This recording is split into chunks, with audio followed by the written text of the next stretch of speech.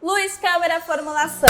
Na verdade, a reformulação, que é o quadro onde a gente faz uma adaptação dos cosméticos tradicionais para a cosmetologia natural, e a gente está na terceira etapa do Iamasterol. Então a gente já começou falando o quê? Analisando a composição do Iamasterol, analisando o rótulo, qual a proposta do produto. Depois a gente veio para a segunda etapa, onde a gente fez a análise, a substituição de possíveis ingredientes que tem na cosmetologia natural e descartando outros que não vão ser necessários, que a gente não vai utilizar da cosmetologia tradicional, ali, da composição original do Iamasterol.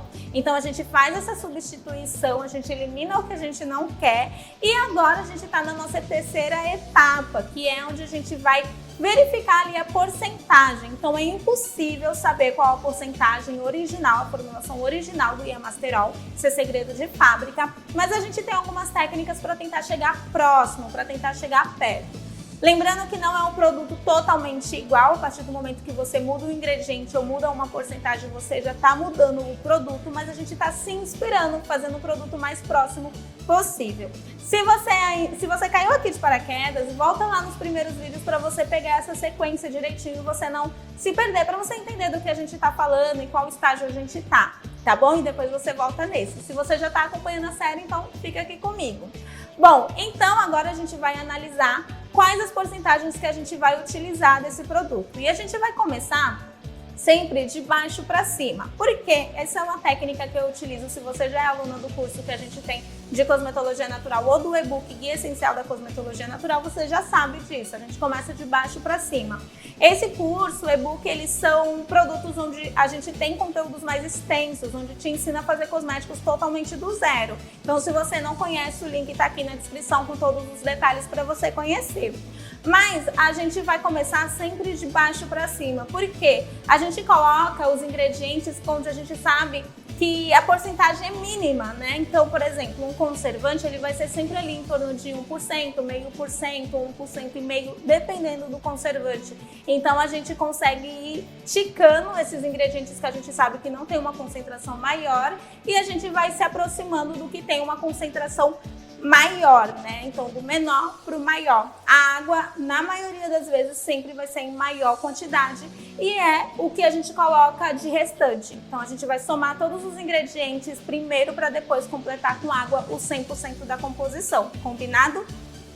Então, aqui a gente tem a gente vai começar pelo nosso conservante, então eu vou tirar todos os conservantes, vocês viram que eu tirei, eles têm uma combinação ali de parabenos, de outro conservante também, então a gente tira ele e substitui pelo Nipaguard a 1%. A dosagem máxima de Nipaguard recomendada é 1,5%, 1,5%, só que como eles usaram parabenos e a gente sabe que o parabeno é em torno de 1%, eu vou manter essa porcentagem aqui também. Eu vou colocar extrato de babosa, que é o que a gente manteve da composição original.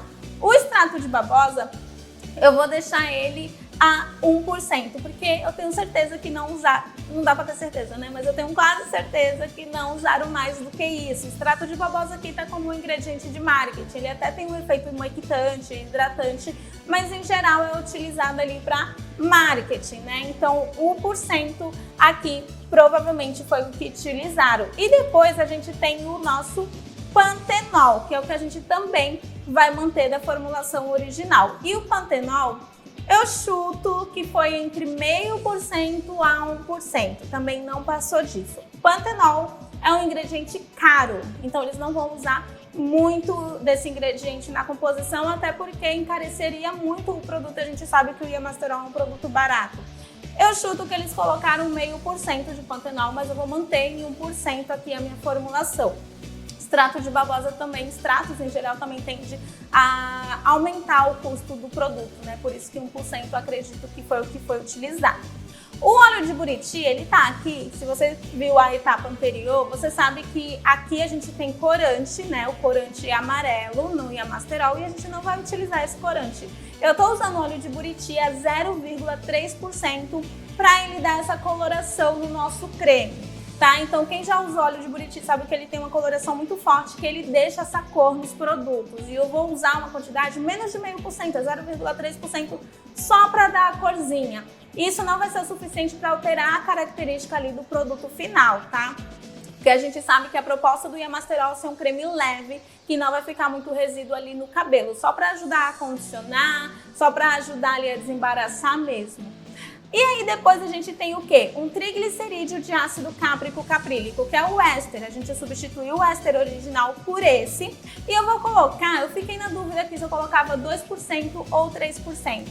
Não acredito que tenha sido mais do que isso, porque quando a gente usa éster na composição, a gente tem um objetivo: colocar uma emoliência no produto, aumentar a espalhabilidade dele e para cabelo ele dá uma suavidade maior.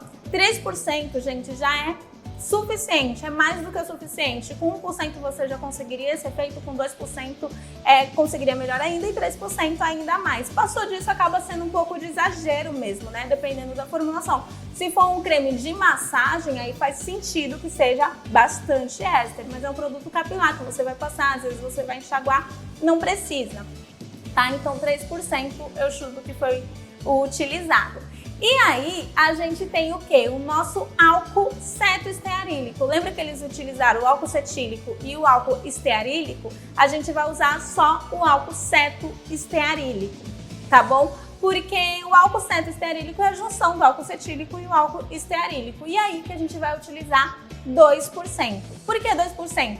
Porque o agente de consistência, álcool graxo, ele dá muita cremosidade para o produto. E o Iamasterol é um produto que ele é leve, se você passa ali, ele é leve, ele tem uma boa espalhabilidade, uma boa fluidez. Então, ele tem uma cremosidade ali na medida. Então, eu passar de 2% de álcool graxo vai deixar ele muito mais cremoso. Se na hora que a gente fizer a composição, a gente vê que ele ficou ainda mais ralo do que que deveria, a gente faz o ajuste. Porque é muito comum fazer ajustes na formulação, tá? Principalmente quando é a primeira vez que você faz ele. Então a gente vai manter em 2%. Menos que 2%, eu acho que ele não vai dar cremosidade suficiente, até porque o emulsionante que a gente está utilizando não dá tanta cremosidade, mas passou de 2% pode ficar exagero.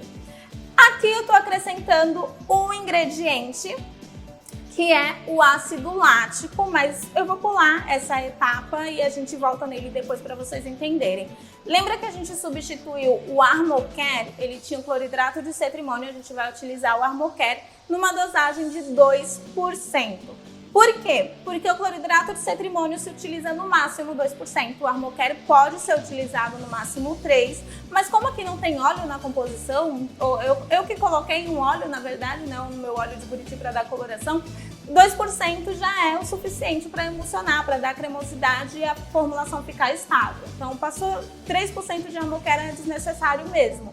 Então vou chutar e o cloridrato de cetrimônio foi 2%, porque é o máximo que o fabricante permite, então é isso.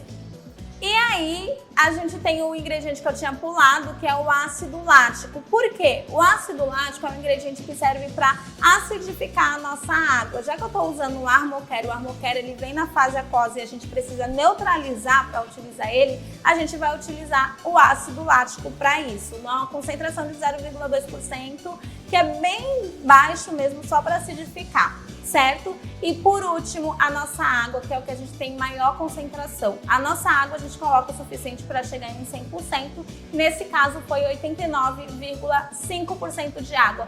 Uma concentração muito grande, gente.